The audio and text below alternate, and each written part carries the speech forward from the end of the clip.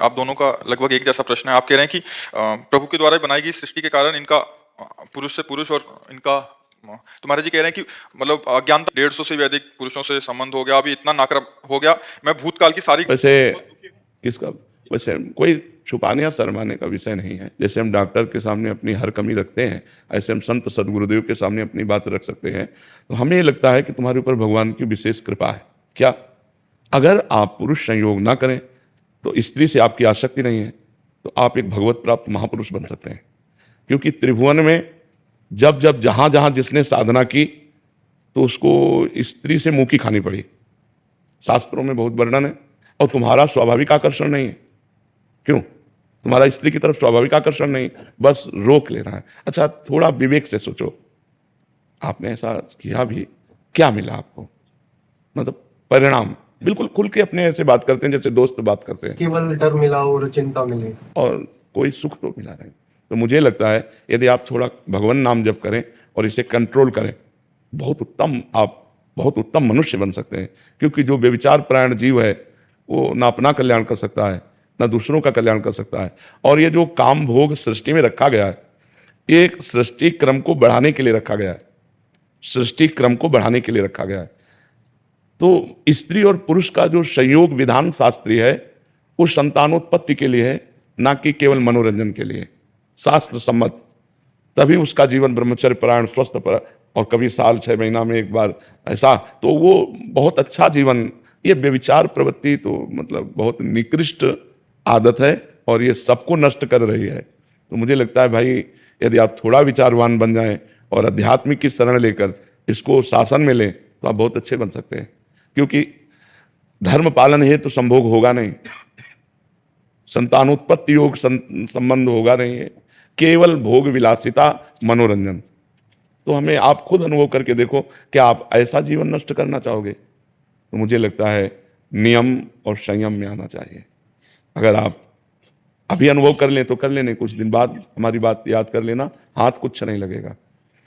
अच्छा, दूसरी बात, थोड़ा विचार करो, कहाँ क्या है सुख भाई? हम ऑपरेशन करके आपको बता रहे दिमाग के, हमारे दिमाग का क्या है भाई? कौन सा सुख है? दुर्गंध और मल भरा हुआ है, वहीं से तुम्हारी रति है। मुझे लगता है कि ये पूर्व संस्कारवश, ये आपकी कोई उपज नहीं है, ये आपकी कोई मनपसंद बात नहीं, आपके दिमाग में पूर्व प्रारब्धवशात ये संस्कार है। तो इस संस्कार को जीतने के लिए मनुष्य शरीर मिला है, इसी संस्कार में मिट जाने के लिए नहीं मिला है। अगर आप जीतते नहीं है तो मिटा देगा। कितना गंदा स्वरूप आपका होगा, चाहे वो बहन हो चाहे भाई हो, आप विचार करके देखो।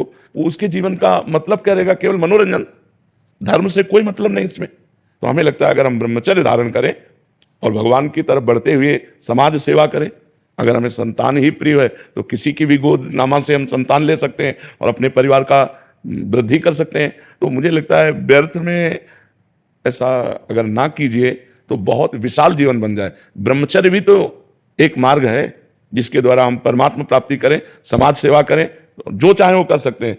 इस तरह मल द्वार में अपने को आसक्त करके जीवन व्यतीत करना मुझे लगता है कि ठीक नहीं है। स्त्री पुरुष का जो संयोग है वो संतानोत्पत्ति के लिए, धर्ममय काम को भगवान अपना स्वरूप कहते हैं।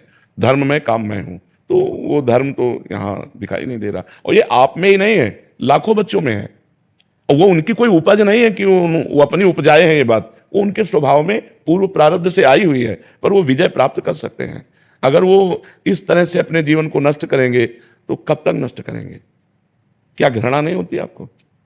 जलन हो गया। हाँ, तो मुझे लगता है इसका सुधार किया जाए। एक बात और, वृंदावन में किया थे कई बार, मतलब ये 7-8 बारी। देखो, अगर हमारी गंदी बात है तो हम कहीं भी जाएं, गंदी बात तो हमारी रहेगी। तो सत्संग में जैसे बोले थे कि ये उपजाऊ, हाँ बिल्कुल पाप के अंदर से कि एक पाप आपको 1,00,000 बारी दंड देगा, तो आप तो आप ऐसा करना कि वृंदावन की परिक्रमा करना नंगे पैर और मौन रहना, नाम जप करना राधा राधा, और फिर साष्टांग दंडवत करना जब परिक्रमा हो जाए।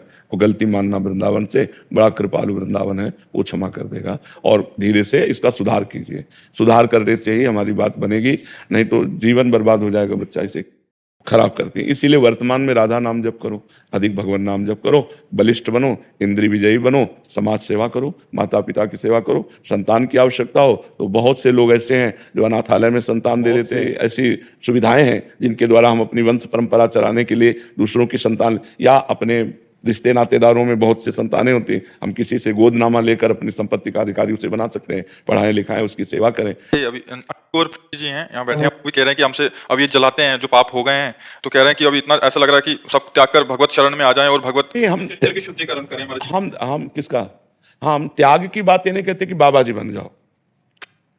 देखो, ये तो हमारे भाग्य में भेष था।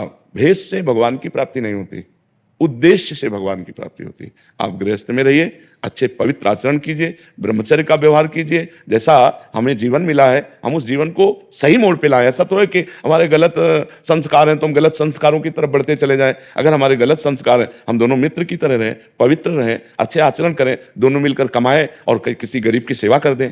बड़े बड़े ऐसे गरीब लोग हैं, बीमार लोग हैं, उनकी सेवा करें, नाम जप करें, तो हमारा जीवन सार्थक हो जाए। इस तरह के जीवन में कोई, आप खुद देख लो, क्या है, एक मतलब खिलवाड़ जीवन है, न धर्म है, न पवित्रता है, न भगवत अध्यात्म है, तो बुझा हुआ जीवन किस काम का जीवन। तो सुधार किया जाए, और ये आपका दोष नहीं है, ये आपके पूर्व जन्म के संस्कार में, आप जैसी लाखों बच्चियां लाखों बच्चे हैं, लाखों हैं, कोई एक दो नहीं, कोई शर्म की बात नहीं, लाखों बच्चे बच्चियां हैं। हाँ, इसको सुधारा जाए, इसको सुधारा जाए। अच्छा, मान लो जैसे ये कह कि हम तो दोनों जीवन भर मित्र भर, तो क्या जीवन का उद्देश्य आपका केवल इतना ही है? मतलब आपका जीवन इसी में समाप्त है? मनुष्य जीवन का उद्देश्य केवल इतना ही है, इंद्रियजन्य भोग? नहीं यार, मनुष्य साधन धाम मोक्ष कर द्वारा, पाए न जे पर लोक संहारा, सो परत्र दुख पावई, सिर धुनि धुनि पछताए, काले कर्म ईश्वर मिथ्या।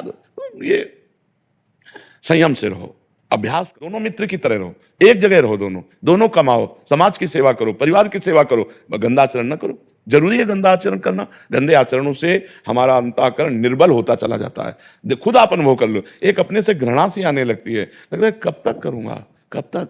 तो इसलिए उठो, ये कोई आप में ही दोष नहीं है, चराचर जगत में दोष है। पशु पक्षी हर जीव काम से व्याकुल है। भगवान की शरण में आकर, भगवान का नाम जप कर, भगवान का चिंतन करके हम अध्यात्म बल से इसे रोक सकते हैं, दूसरा कोई उपाय नहीं।